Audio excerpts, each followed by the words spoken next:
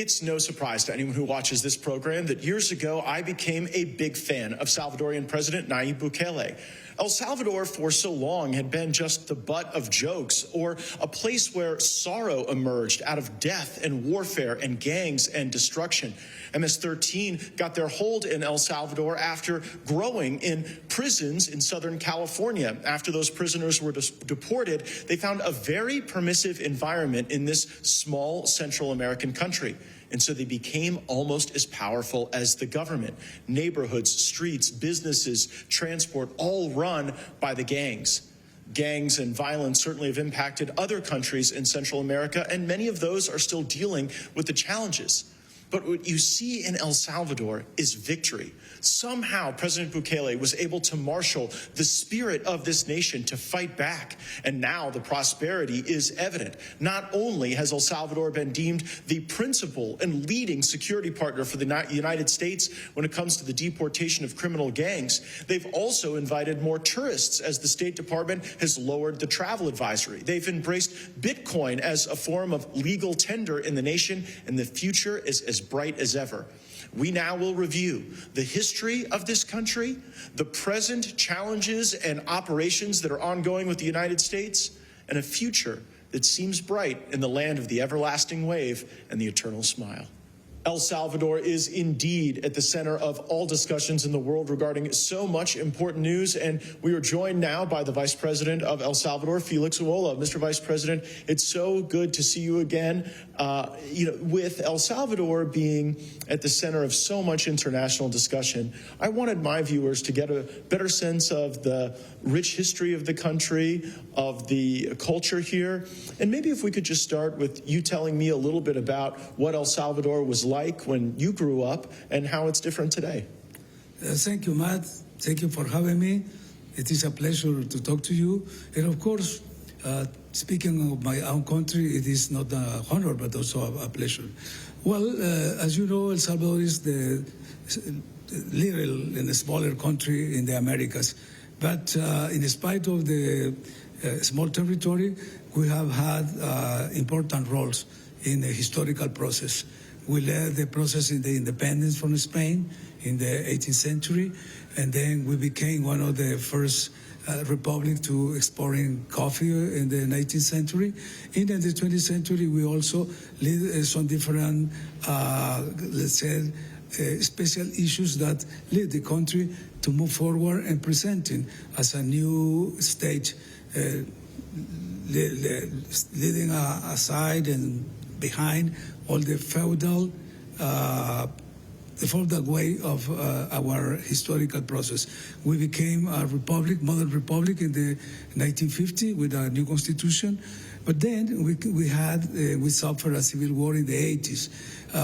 More recently, and after the peace agreement in 1992, we believed that we were ready to start a new country, to build a second republic after the independence from Spain, but instead we got another social war that was led by the Maras, with the gangs, that was the result of the absence of the state in the communities, in the society. Many of the dysfunctional families coming from the civil war, they had kids and children that were abandoned. They became part of this member. They start like, small, people like doing some sort of robberies and stuff like that in the street. But then when the gang members from the United States were sent back to El Salvador, they became a more structured organization, and they became a power who started growing up and up to a point that they challenged the state.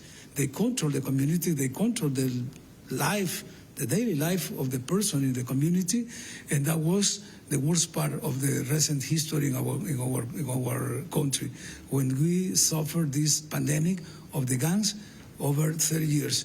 It was until the President Bukele decided to declare the wars against the gangs that we started living in this new country. The renaissance of El Salvador started when we declared the war against the gangs in March 2022, and most of them were imprisoned. We have in jail more than 85,000 members of the gangs, and the harmony and the peace went back to the communities. Now, the normal life start in the communities. People start smiling, the children start playing on the streets, things that you can figure out 5 years ago when the gangs controlled the neighborhood. And we start giving back many houses. 3,500 houses have been given back to the owners in one neighborhood called La Campanera. Those houses were taken by the gangs, saying to the owners, you have 24 hours to leave the house because I want the house. So that was the way that we live in the recent past. Now this is a new country, and because that you can find now new people smiling, enjoying their lives, going to the public places, to the parks, to the squares, whatever, the beaches. We have, by the way, the most beautiful beaches in the region. And that is one of the, put it in a nutshell, all our history in El Salvador. It is hard for Americans to think about gangs being that involved in every aspect of life. Even in places where gangs are strong in the United States, maybe they extort a few businesses, sell some drugs, make people a little bit afraid. But what you seem to be describing is a circumstance where the gangs controlled where you lived, where you could eat, where you could have recreation with your family. What did that do to the land of the everlasting smile? It's hard to understand that there is only one explanation. Mm-hmm. It was the collusion of the governments in the past with the guerrilla. With the gangs. Yes, absolutely. Oh, explain that to me, please. Yes, of course. There were two-party systems in El Salvador in the past after the peace agreement. One from the right wing, which is called Arena, and one from the left wing, which was called FMLN. Arena governed this country for 20 years. FMLN governed this country for 10 years, from 1922 to 2019, when President Bukele took office. So during those years, you could see how the leaders of the party were dealing with the gangs in order to receive. Well, that sounds like the gangs were in charge of the country, and then the leaders of the government worked for the gangs on both the right side and the left side. Either ways. I mean, because the gangs have, Well, how did you defeat them? I think there are other countries in Central America who struggle with the violence and the gangs. We see things getting worse in Costa Rica. We see President Moreno trying to fight them in Panama. We see the problems in Guatemala and Honduras. And El Salvador seems to be this shining example of victory for the people and for peace and prosperity. How have you been able to do here what your neighbors have not been able to do? Well, it was, we had the chance to have a leader who took the leadership in society and challenged and defeating those criminal structures. It was not that easy. It took some time because, as I said, it was a collusion between the gangs and the two-party system that they govern in El Salvador, and they controlled the Congress. In the first 2 years that we were in office, from 2019 to 2021, we cannot do anything against the gang because they controlled the Congress. When we won elections at the parliamentary level in 2021, it was the turning point. It was at that moment when the Congress aligned with the executive branch, and then we start fighting against the gangs with all the power of the state, the institutions, in rule of law, respecting all the rule of law, basic on the democratic principles, but taking care that we are defending the human rights of the population at large. Because that was the problem, just to give you one figure, from 2009 to 2019, in the two previous governments to our government, we received the statistic from the Legal Institute, Medicine Institute.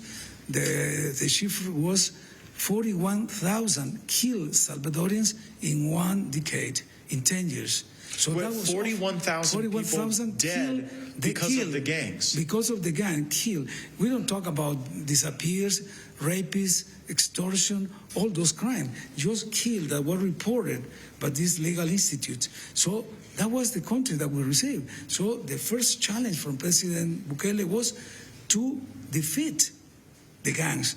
And how did he inspire the people to defeat an institution so strong? Well, the first step was to put in place the counter-territorial plan, a 7-step plan that was in the first phase. Did the judges try to get in the way of your victories against the absolutely. gangs? This is something that is very hard to understand how we can succeed in this project, because you have to be involved with the judicial branch, with the legislative branch, and the executive branch. For instance, the executive branch, we had the police and the army to fight, but we have to have also the legal framework who allows you to capture these people and prosecute them. But you have to have also the judges which have the courage to do that, because in the past they were threats by the gangs. I received a woman judge who came, crying to my office, showing me a picture that the chief of the gang sent it to her, showing the two girls,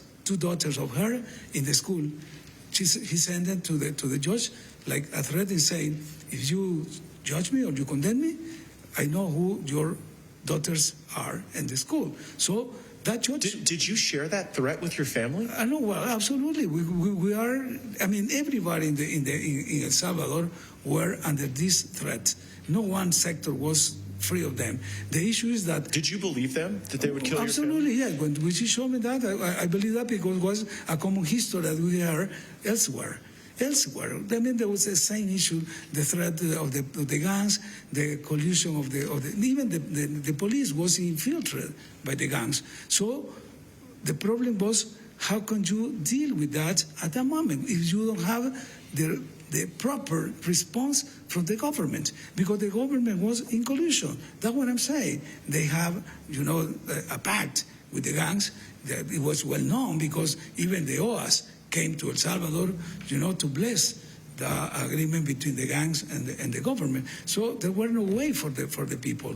The people has to suffer that, and no one in the international community raised the voice to condemn that. On the contrary, we receive, the blessing of the OAS for the pact between the government and the gangs. So the President Bukele said, no way.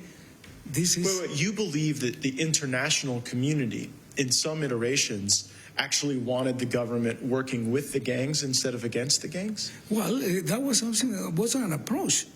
That sounds crazy. Absolutely insane. But people were desperate. Even some of the high-level members of the Catholic hierarchy, they approved the agreement between the government and the gangs. Hey folks, Matt Gaetz here, host of The Matt Gaetz Show. Want to catch every episode of my primetime talk show? Just sign up for the OAN Live app and join me Monday through Friday, 9 Eastern, 6 Pacific, for real news, real talk, and the behind-the-scenes info that you want. Stay informed, stay engaged. Go to live.oann.com. That's live.oann.com. Sign up today. Tune in every weeknight.